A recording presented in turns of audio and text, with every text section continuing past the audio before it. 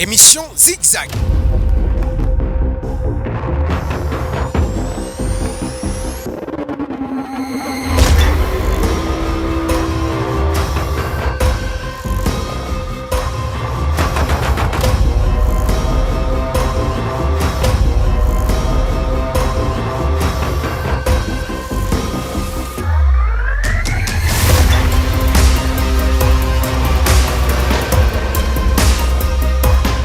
Émission Zigzag, votre émission.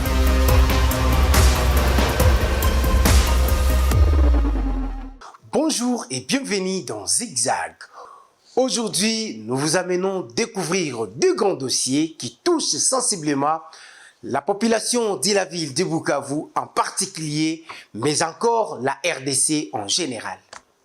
En premier lieu, nous aborderons les dossiers de l'entrepreneuriat tout en mettant en exergue certains points négatifs qui continuent à freiner le long des jeunes qui voudraient se lancer dans l'entrepreneuriat. En deuxième lieu, nous reviendrons sur les cas d'incendie en répétition dans la ville de Bukavu.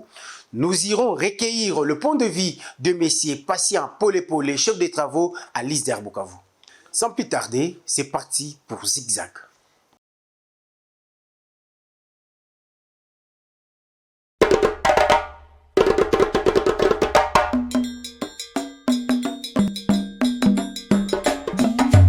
Lui, c'est Paul Chito Niagasani, entrepreneur et PDG de la société Sokos, axée sur la friperie de luxe à Bukavu, en République démocratique du Congo. À la base économiste, fraîchement sorti de l'Université catholique de Bukavu, UCB en sigle, Paul Chito s'élance d'abord dans l'encadrement des jeunes en anglais, puis enfin trouve un travail à l'Organisation mondiale de la santé. Mais soucieux de mettre en valeur ses connaissances dans le domaine de l'économie, à l'issue d'une discussion avec son épouse, Paul Chito décide de se lancer dans l'entrepreneuriat en créant sa propre société de friperie de luxe, Sokos, au mois de mai de l'année 2020. Notre rôle d'abord, c'est beaucoup plus pour les cas vestimentaires. Donc c'est là d'abord la force. La force avec Sokos, c'est au niveau des vestimentaires, la tenue, la visibilité. Et c'est ça les grands travail de Sokos. Nous avons comme rêve de devenir Sokos comme marque internationale. Donc, nous sommes au niveau d'abord local. Et localement parlant, oui, c'est une fierté, non seulement pour moi, mais pour l'ensemble des publics de Bukavu qui nous assistent, qui nous conseillent et qui s'approprient aussi de nos marques et Sokos et de nos produits aussi Sokos.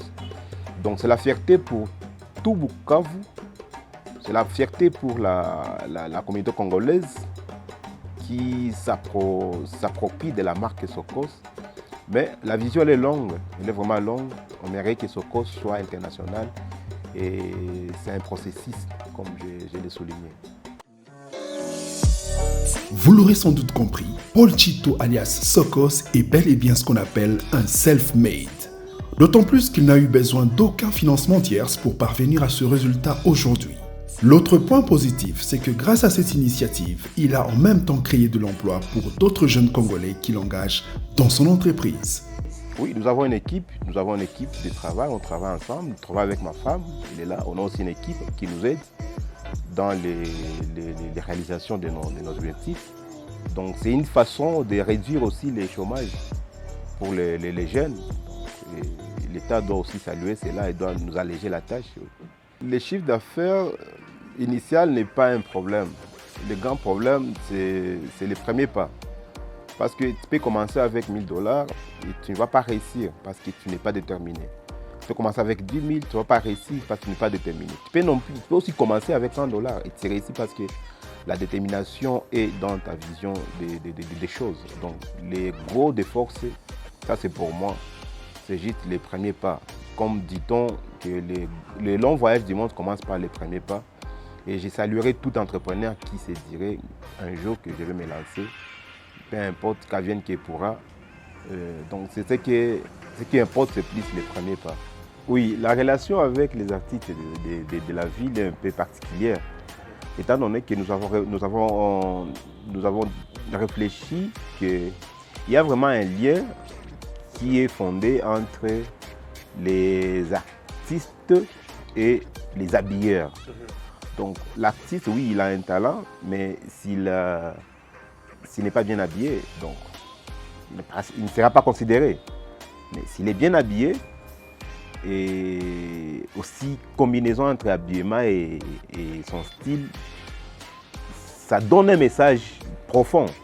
Donc c'est ce que Sokos a dit, désormais on doit nouer une relation avec tous les artistes de Bukavu. Sachant que nous avons commencé à Bukavu, c'est la jeunesse de l'entreprise Sokos, des marques Sokos. On s'est dit, on va travailler avec les artistes, on les a appelés un à un, on a noué des relations avec eux, on a dit désormais, Sokos va vous faciliter pour qu'à toute prestation, vous paraissez quand même très classe. C'est honteux de voir un artiste porter la même tenue 2 fois sur scène. Et pourtant, c'est un événement un peu considéré. Donc, Sokos facilite les artistes pour qu'ils soient classe.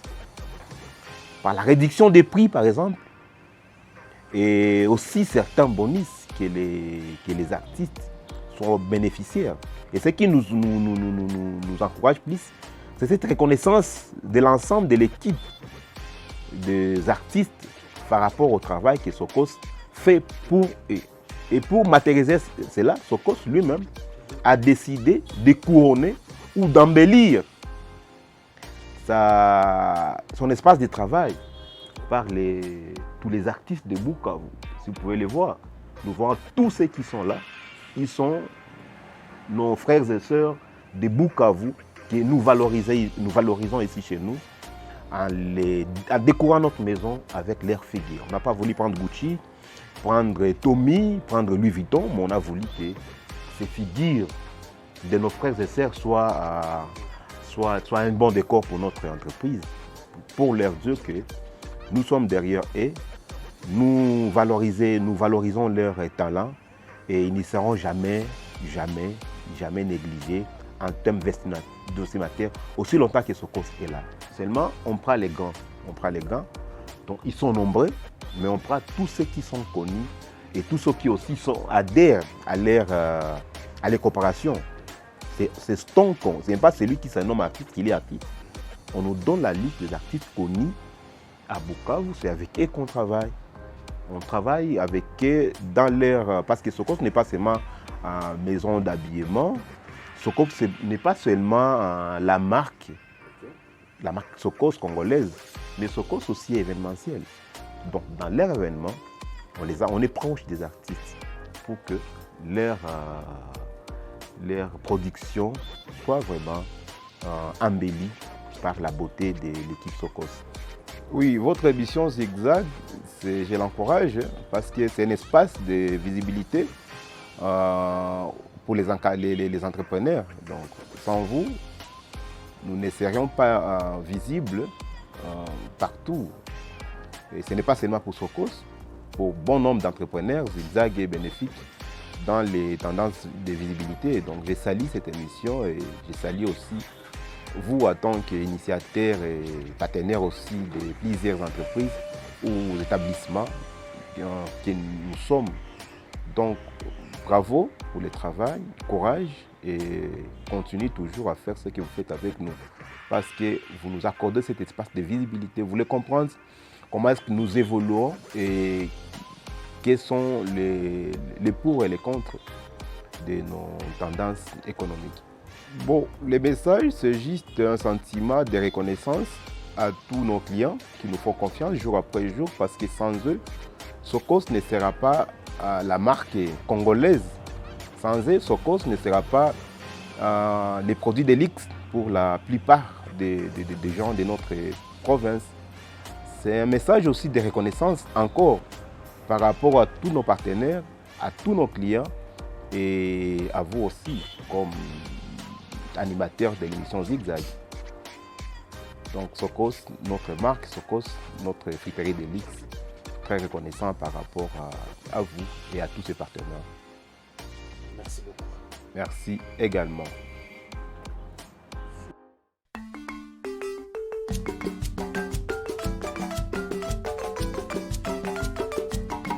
Je suis Madame Immaculée Moulangala. Je suis entrepreneur dans l'agriculture, dans la multiplication des semences, dans la production et dans la transformation mais aussi dans la commercialisation de nos produits que nous produisons au champ. Je suis licenciée en management et développement. Je suis la DG de l'AIPD, mais je suis la présidente de la SOAIPAD, qui est une consortium de producteurs de manioc et de maïs dans la plaine de la Ruzizi. En fait, en tant que jeune entrepreneur, nous sommes dans la formation. Donc, nous formons d'autres entrepreneurs, d'autres jeunes qui viennent juste de commencer et qui veulent commencer. Nous les accompagnons dans l'agriculture et nous les accompagnons aussi dans la transformation, mais aussi dans la vente de leurs produits. On a commencé en 2016 avec l'élevage des poulets. On s'est rendu compte que les aliments pour bétail nous coûtaient cher. C'est ainsi que nous sommes intégrés aussi dans l'agriculture. Comme vous le savez, dans la production des semences, il y a toujours les résidus qui restent comme aliments pour bétail. Et ça nous a aidé à avoir l'idée de transformer et avoir aussi l'aliment pour bétail. En fait, depuis 2016, on a commencé dans l'élevage. En 2017, on est entré dans la production des manioc et des maïs. Et en 2018, on a commencé par la transformation. On a commencé par la transformation. Nous avons acheté des petites machines pour la transformation des farines de manioc et la farine de maïs, mais aussi pour la fabrication d'aliments pour bétail. Nous, on a été accompagnés par l'ITEA dans la transformation des manioc. Donc, nos capacités que nous avons eues dans la transformation des manioc, la qualité, la faisabilité, les études, c'est grâce à l'ITEA dans les manioc. Nous avons été accompagnés par les projets du gouvernement de la Banque mondiale qu'on appelle Picagel. Nous avons commencé avec Picagel dans la multiplication des semences, des maïs, des manioc. Et comme vous le savez, Picagel récupérait seulement les boutiques et nous on restait avec les tubercules. Ce qui nous a donné l'idée de transformer les tubercules en farine de manioc et en amidon. Avec cet accompagnement-là, nous avons eu quelque chose où on a acheté notre terre. Et encore, le projet du Picagel nous a aidés avec 80% de la construction. Donc, nous, on a contribué 20% et aussi nous ont donné 80%. Donc, on a été accompagnés par les gouvernements. En 2000, nous sommes toujours avec la NADEC. La NADEC qui nous a accompagnés sur tous les plats. Donc, jusqu'à aujourd'hui, nous, on ne paye pas les taxes ici.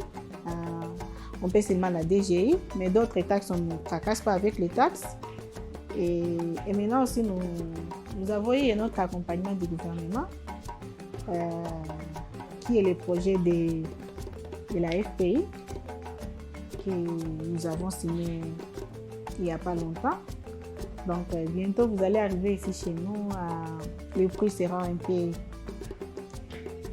moins cher par rapport à ce qu'on avait avant, parce que la FPI ne nous a pas donné, nous a donné les tracteurs, nous a donné les camions pour les transports et quelques machines de transformation. Donc, ils vont nous livrer ça là chez nous à Camagnon, là où vous connaissez, trouve l'unité de transformation. Ce qui nous coûtait cher, parce que dans les transports, avoir les camions, c'était déjà un casse-tête. Donc, les transporteurs peuvent vous dire que non, ils viendront prendre vos produits aujourd'hui et puis peuvent faire une semaine. Pour labourer nos champs, il fallait attendre même un mois. Parce que vous avez 10 hectares, il y a d'autres aussi qui sont dans les milieux qui ont besoin des hectares. On a dit que non, ils nous ont donné ça, pour qu'on puisse commencer nos champs avant, planter avant et avoir la production avant. Comme vous le savez, dans l'agriculture, si la saison commence, vous commencez aussi. Mais si vous êtes en retard avec ça, vous êtes aussi en retard avec la production. Donc, la production de tous les produits agricoles, c'est un calendrier. Donc, si vous ne les respectez pas, la calendrier agricole, donc vous avez déjà à peu près 30% de pertes. Parce que vous allez rater les premières pluies. Et puis, en labourant votre champ, ça va prendre quand la pluie est déjà là, c'est difficile en tout cas. Vous allez voir que dans une semaine, 2 semaines, les mauvaises herbes commencent à pousser. Mais si vous avez commencé votre projet en août, vous allez bien préparer votre champ parce qu'il n'y a pas assez de pluie.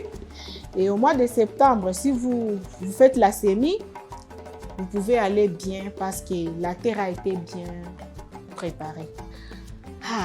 Pour être accompagné, il faut d'abord que vous-même, vous ayez votre propre vision. Vous avez vos activités. On ne peut pas vous accompagner sans n'avoir rien et puis dire qu'on va vous accompagner.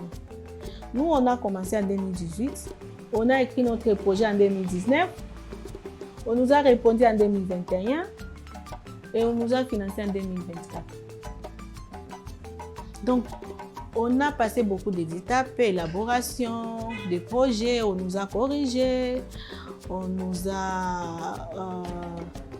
sommes arrivés au niveau juridique, on a regardé si nous sommes en ordre avec l'État.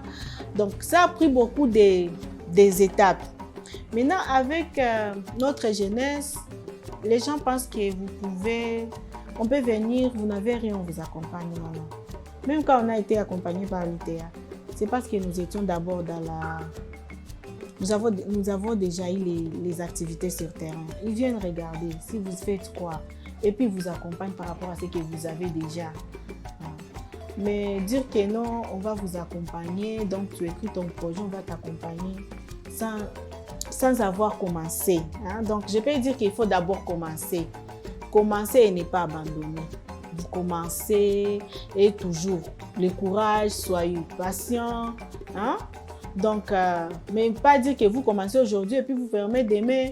Vous êtes en train d'attendre que le gouvernement puisse vous accompagner, ça ne peut pas passer. Donc, il faut commencer. Vous avez vu comment nous on a commencé depuis. Et des fois, ça va, des fois, ça ne va pas. Mais quand même, on n'avait pas abandonné. Bon, nos activités champêtres, au départ, à 80% sont les hommes jurats qui viennent travailler et puis partent. Donc, 80% des agents sont les gens qui viennent travailler la journée et puis partent. Et nous avons aussi les 20% là sont les gens qui sont dans la transformation, les gens qui font la commercialisation et les autres qui font aussi l'administration. Si tu fais ton projet, il ne faut pas abandonner. Quelles que soient les épines, quels que soient tous les obstacles, il ne faut pas abandonner. Il faut toujours aller de l'avant. Il faut toujours aller de l'avant. Il faut toujours améliorer. Il faut toujours être sérieux dans ce que tu fais. Donc, il ne faut pas penser que non, tu vas commencer aujourd'hui et aujourd'hui tu vas grandir. Non, non. Un enfant a toujours besoin de naître et grandir. Et l'enfant, on l'apprend toujours la main pour qu'il puisse marcher. C'est comme ça aussi l'entreprise. L'entrepreneuriat, ce n'est pas que non, tu te réveilles le matin, tu deviens entrepreneur. Non, non. Ce sont les étapes. Tu dois savoir, tu commences comment, il y a l'élaboration du projet, il faut que vous puissiez être en ordre avec l'État. Il ne faut pas seulement dire que non, tu es entrepreneur, tu n'as pas les documents. Il faut avoir les documents, payer tes impôts pour que l'État puisse connaître que tu existes. Et avoir aussi les activités, en fait. Moi, je remercie l'État congolais. J'ai fait confiance à notre gouvernement. Je remercie notre président de la République d'avoir nous aidé aussi à accompagner aussi le projet de la jeunesse. Je remercie aussi les partenaires. Je remercie aussi l'FPI. Je remercie l'ANADEC. Je remercie l'ITA qui nous ont pris la main et qui nous ont accompagnés. Je remercie notre projet Picagel. Tous les gens qui nous ont déjà accompagnés ici, sans oublier notre partenaire FAO dans la semence. Ce que vous voyez ici, ce n'est pas des produits, ce sont des produits. Donc, tous les projets qu'on a ici, on nous a toujours dit que c'est les projets du gouvernement. Mais on ne nous a pas choisi parce qu'on est entrepreneur. On nous a choisi parce que nous avons les activités sur terrain. Si vous descendez sur terre, vous allez voir nos champs. Nos champs sémenciers sont là. Nos champs de production sont là. Vous arrivez ici, vous allez trouver les produits. Vous arrivez à Panzi, vous allez retrouver aussi nos poulaillers. Donc, nous avons les activités sur terrain et nous payons nos impôts. Donc, on remercie notre gouvernement d'avoir répondu à notre demande. Moi, c'est Prosper Romo. Je suis le responsable des services des informations ici chez nous à l'ANADEC Sud Kivu. Oui, l'ANADEC, c'est une agence nationale de développement de l'entrepreneuriat congolais. Nous sommes là pour les entrepreneurs de notre pays, Congo, parce que avec la vision du chef de l'État qui est celle de créer des millionnaires congolais, vous savez tous très bien que les millionnaires ne peuvent pas être créés si les entrepreneurs ne sont pas accompagnés. Alors les entrepreneurs, pour qu'ils soient accompagnés, c'est là que les chefs de l'État, avant on était OPEC, il a transformé OPEC en ANADEC pour vraiment accompagner les entrepreneurs. Nous sommes là pour l'encadrement et le développement de l'entrepreneuriat congolais. Oui, nous les accompagnons valablement parce que c'est ça notre raison d'être. Nous ne pouvons pas être là si nous ne pouvons... En fait, notre raison d'être, c'est de les accompagner. Nous sommes au Sud Kivu partout, presque partout, je peux dire ainsi, parce qu'ici, dans la ville de Bukavu, nous sommes là, et c'est là où vous êtes, je crois. Nous sommes aussi à Uvira et un peu partout ailleurs, et c'est là où nous sommes en train d'exercer notre mission. Et je dois vraiment vous rassurer que nous les accompagnons. Peut-être que si vous aurez besoin des images pour le faire passer à votre émission, on va vous le faire pour voir vraiment que nous sommes en train de les accompagner comme il le faut. Nous accompagnons ceux qui sont nouveaux, aussi ceux qui ont commencé avant, mais ceux-là peut-être n'avaient pas eu la chance de connaître ANADEC bien avant. Mais quand ils nous connaissent après, nous sommes toujours prêts pour les accompagner. Ceux-là qui sont nouveaux dans ce domaine de l'entrepreneuriat, nous leur accompagnons dans le fait de trouver les documents légaux pour commencer leurs entreprises, pour ouvrir officiellement leurs entreprises, parce que vous ne pouvez pas commencer une entreprise sans être légalisé. C'est là que nous les accompagnons pour qu'ils puissent trouver des documents légaux. Là, ce sont des nouveaux. Il y a ceux-là qui ont besoin d'accompagnement financier. C'est vrai que nous, ici, nous ne donnons pas de l'argent, mais nous les accompagnons, nous leur montrons de financements qui sont là pour qu'ils puissent atteindre ces financements-là. Donc, nous sommes là pour essayer un peu de les coacher afin qu'ils puissent atteindre un niveau un peu élevé. Et ceux-là qui avaient commencé un peu bien avant, ils viennent vers nous pour maintenant les orienter, les conseiller, les protéger, parce qu'avec des tracasseries aujourd'hui, c'est vraiment terrible. Alors nous sommes là pour essayer un peu d'encadrer ces gens-là, de les protéger afin qu'ils ne soient pas victimes des tracasseries. Parce qu'avec des tracasseries, vous ne pouvez pas vraiment émerger. Mais si vous êtes un peu protégé, ça va. Et aujourd'hui, nous sommes en train de faire ce travail-là et beaucoup d'entrepreneurs sont vraiment à l'aise. Ceux-là qui avaient commencé avant, qui étaient victimes de tracasseries avant, mais lorsqu'ils nous ont rencontrés, en tout cas, ils sont à l'aise et ils continuent leur travail paisiblement. Ok, par rapport à ces points, en tout cas, je serais fier de répondre à cette question. Pourquoi? Parce que déjà depuis l'année antérieure, l'ANADEC avait fait un lobbying, avait fait un contact avec l'ancien gouverneur Théo Ngouabi-Djekassi, son excellence Théo Ngouabi-Djekassi.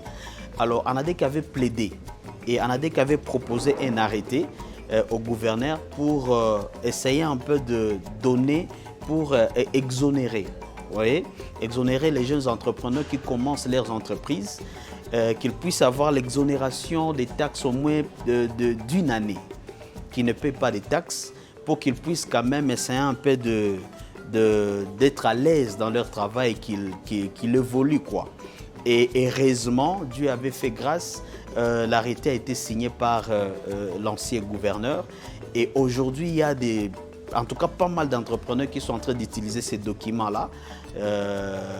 Et ils sont à l'aise. En tout cas, tout le monde, tous les autres services de l'État, lorsqu'ils passent, si vraiment l'entrepreneur exhibe son document, En tout cas, il les laisse tranquilles. Et c'était pour une année. Et aujourd'hui, ANADEC est en train de voir comment est-ce qu'on peut ajouter encore d'autres années, parce qu'ailleurs, dans d'autres pays, il y a d'exonération même de 5 ans, tout ça. Et ANADEC est en train de voir comment est-ce qu'on peut encore ajouter à cette année-là d'autres années pour que les entrepreneurs se sentent à l'aise. Donc, vous allez comprendre que nous sommes en train de faire un travail et je crois que ça va vraiment avancer et ça va aller. Les entrepreneurs se retrouveront vraiment dans leur bain et ils vont continuer à l'aise.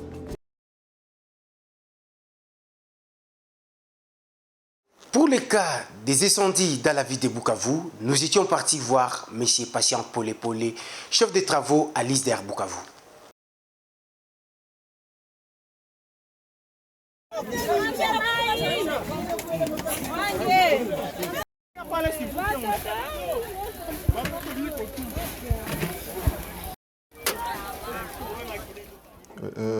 D'abord, en tant que scientifique, j'aimerais dire que je ne suis pas spécialiste des questions d'incendie, mais les dynamiques urbaines font partie de thématiques qui m'intéressent en tant que domaine de recherche. Et champ de recherche, je pourrais être plus ou moins large.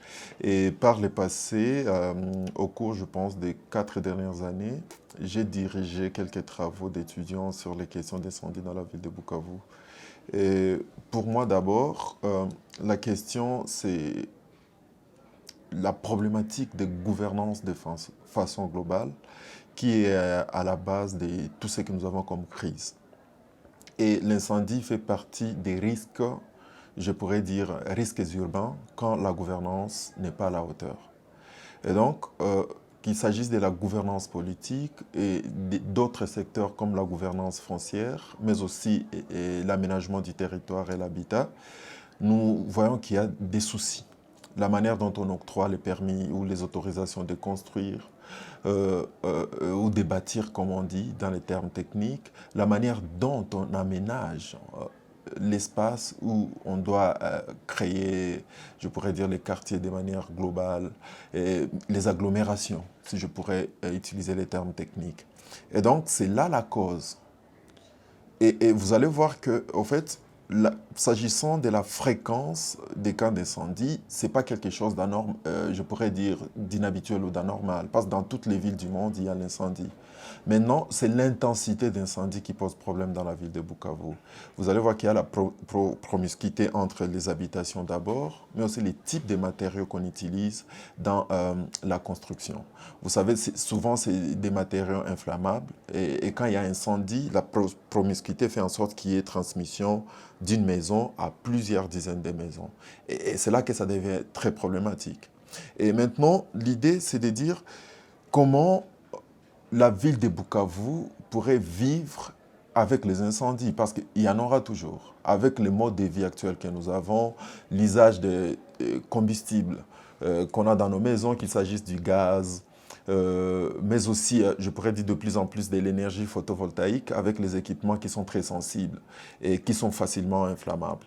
Et donc, on aura toujours des incendies. Mais comment faire en sorte qu'il n'y ait pas vraiment de catastrophes liées à ces incendies-là? Comment gérer ou prévenir ces incendies-là?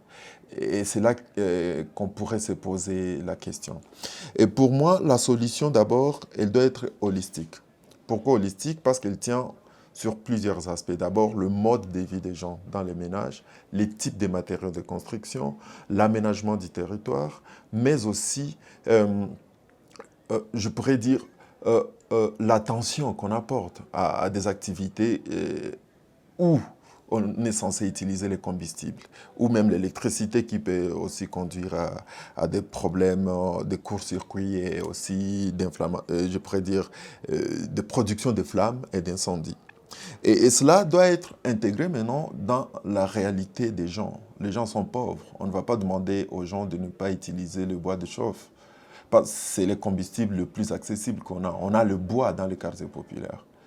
Et vous allez voir avec moi que la plupart des quartiers qui sont touchés ont presque les mêmes caractéristiques. Que nous soyons dans la commune d'Ibanda, dans la commune de Kadout ou dans la commune de Bagira, c'est souvent les quartiers précaires et où on utilise les matériaux je pourrais dire des récupérations, des recyclages pour l'aménagement de certaines habitations, où ces fléaux plus importants.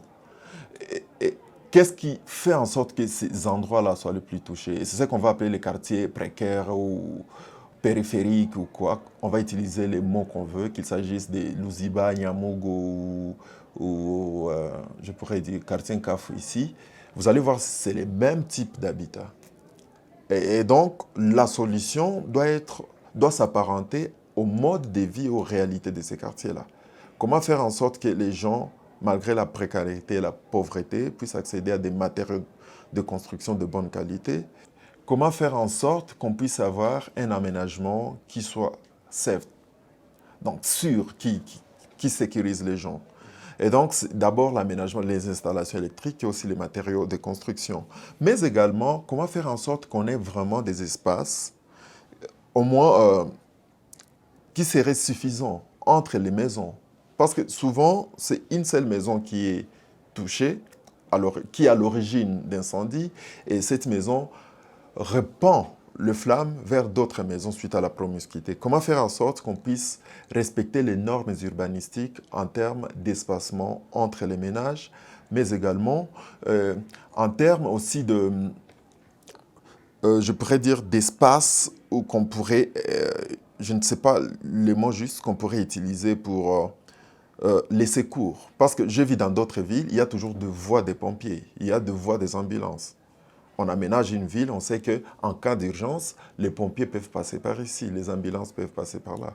Parce qu'on a vu qu'aussi, beaucoup de ces endroits sont difficilement accessibles par les camions anti-incendie. Et la réponse maintenant des gouvernants, comment on entretient les camions anti-incendie? On a vu longtemps, c'est la MONUSCO qui aidait. Et maintenant, la MONUSCO est partie, les gouvernants devaient prendre en compte cette question et faire en sorte que d'abord, quand on est dans une agglomération, on doit avoir d'abord des extincteurs. Là, on pourrait organiser au niveau purement municipal, au niveau des quartiers. Au niveau des communes, on doit avoir de camions anti-incendie au niveau de chaque commune. Et faire en sorte qu'il y ait maintenant des passages qui soient prévus pour ces camions-là.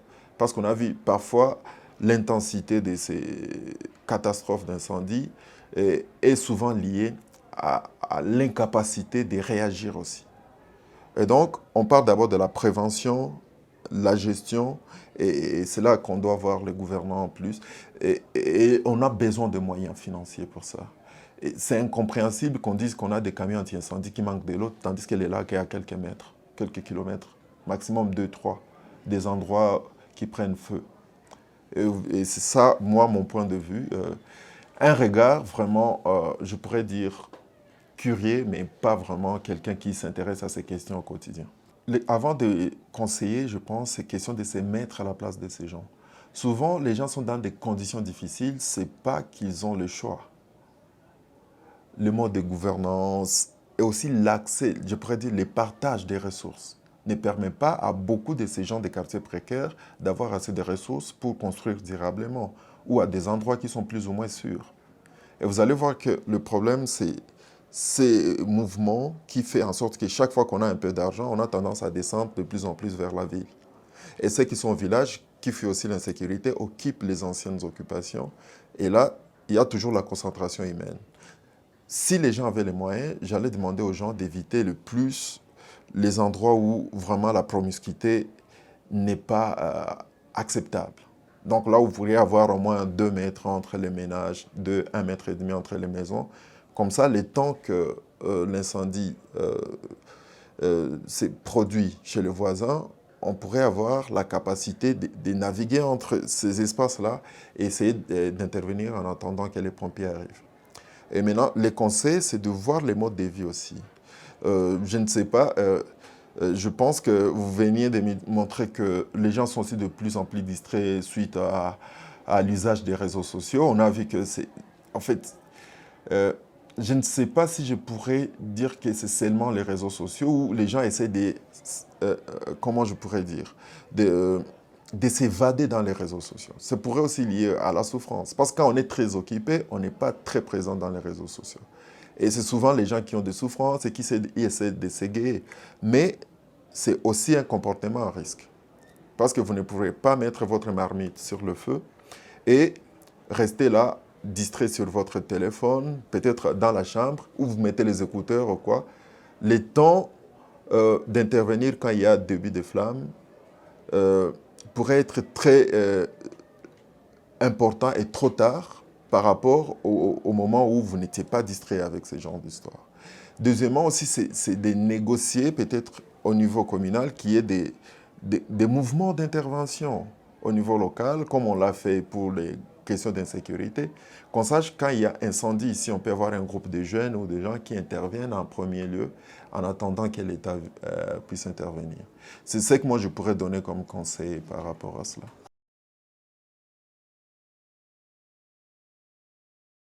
Merci de nous avoir reçus chez vous. Vous étiez en train de nous suivre dans l'émission Zigzag. J'étais à la présentation, moi c'est Ilanga Temba David.